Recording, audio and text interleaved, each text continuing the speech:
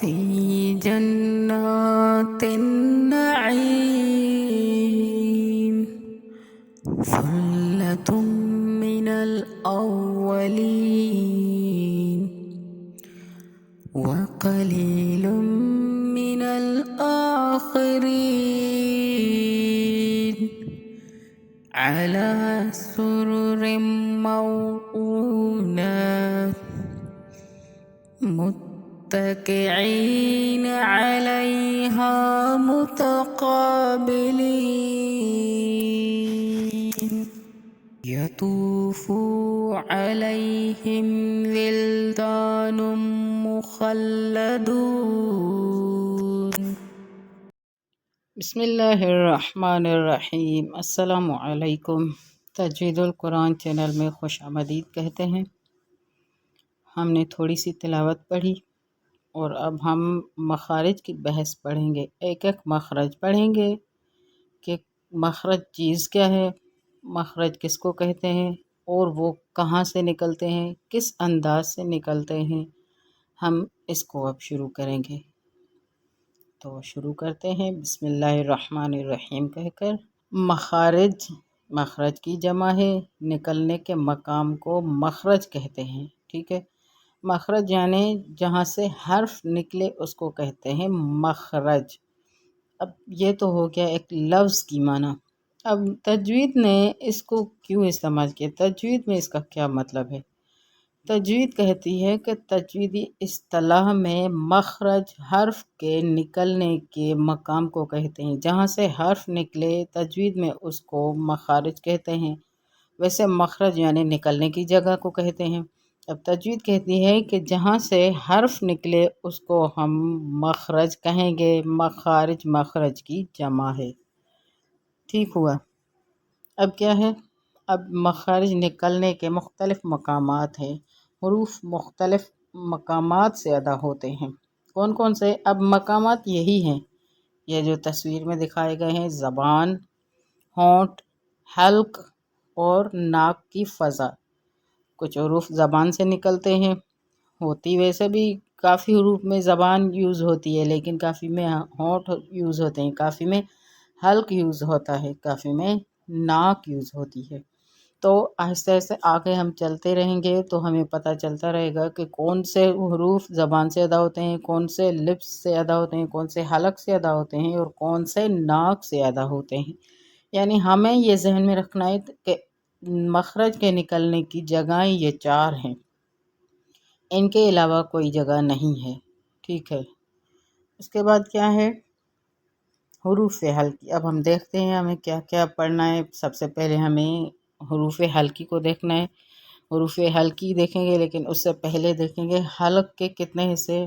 حلق سے ادا ہونے والے حروف حروف حلقی کہلاتے ہیں، یعنی حلق سے نکلے ہیں جو حلق کے مختلف مقامات سے ادا ہوتے ہیں۔ اور حلق کے کتنے مقامات ہیں ان کو بھی اب دیکھیں۔ حلق کے 3 حصے ہیں، ٹھیک ہے۔ کون کون سے ہیں؟ ابتدائی حصہ، یہ یہاں سے یہ جو ریڈ نشان دیا ہوا ہے یہاں، اس کو کہتے ہیں ابتدائی حصہ۔ اس کے بعد درمیانی حصہ، حلق کا یہ جو درمیانی حصہ ہے، ٹھیک ہے۔ اس کے بعد یہ آخری حصہ۔ اب یہ جو ہیں 3 ہیں۔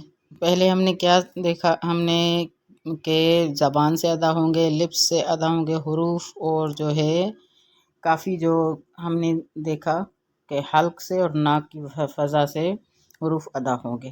اس کے بعد گلے کے حلق کے 3 حصے ہیں، جن میں سے 6 حروف ادا ہوتے ہیں۔ کون کون سے؟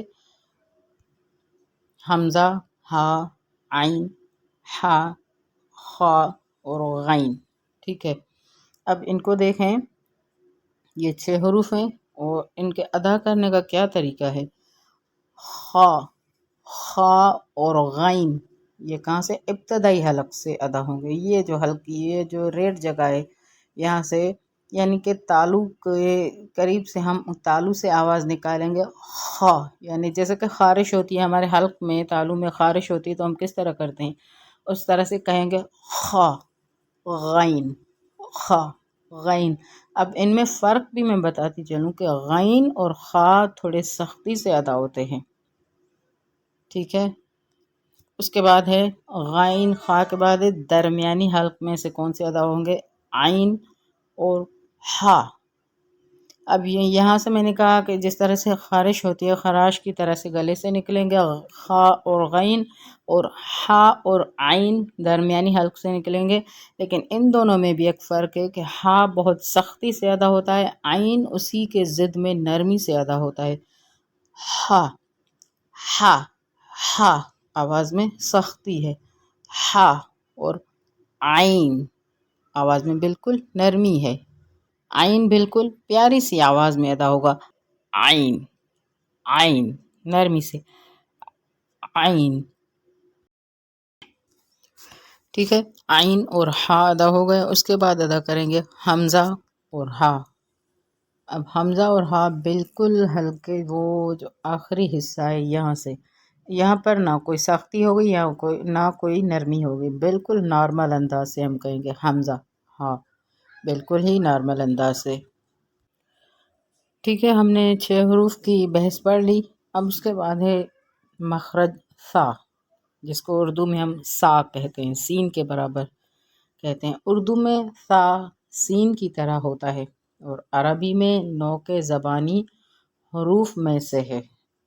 ادا کرتے وقت زبان کی نوک سامنے کے اوپر کے دانتوں سے لگتی ہے، جس کے نتیجے میں ہوا باہر آتی ہے، نرمی سے، بالکل نرمی سے ادا کیا جاتا ہے۔ دیکھیں زبان کی شکل کو، دیکھیں کہ زبان کی نوک کو ہم نے سامنے والے دانتوں کے اوپر بالکل لگانا ہے، اس طرح سے سا، بالکل نرمی سے۔ دیکھیں یہ ہوا باہر آ رہی ہے، سا۔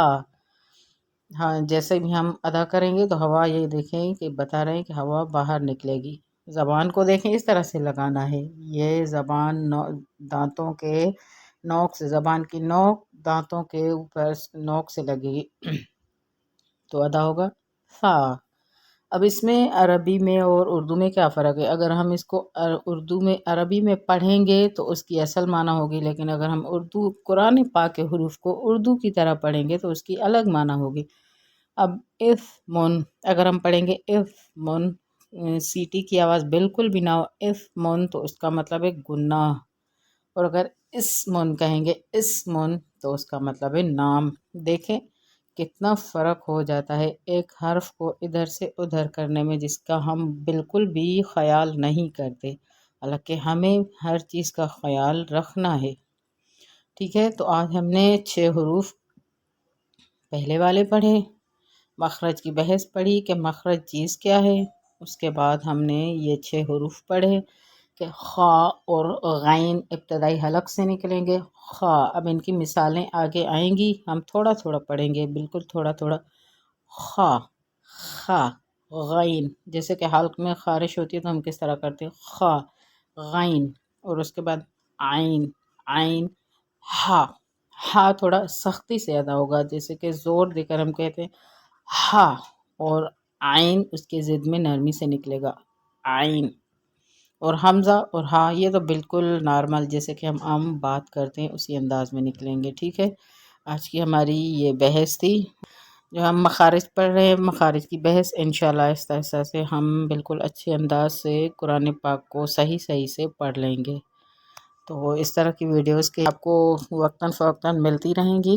اگر آپ چاہتے ہیں اس طرح کی ویڈیوز آپ تک پہنچیں تو چینل کو سبسکرائب کریں، بیل آئیکن کو دبائیں تاکہ اسی طرح کی ویڈیو نمبر وائز آپ کو ملتی رہے۔ تو ملتے ہیں نیکسٹ ویڈیو میں، اپنا خیال رکھیں، جزاکم اللہ خیر۔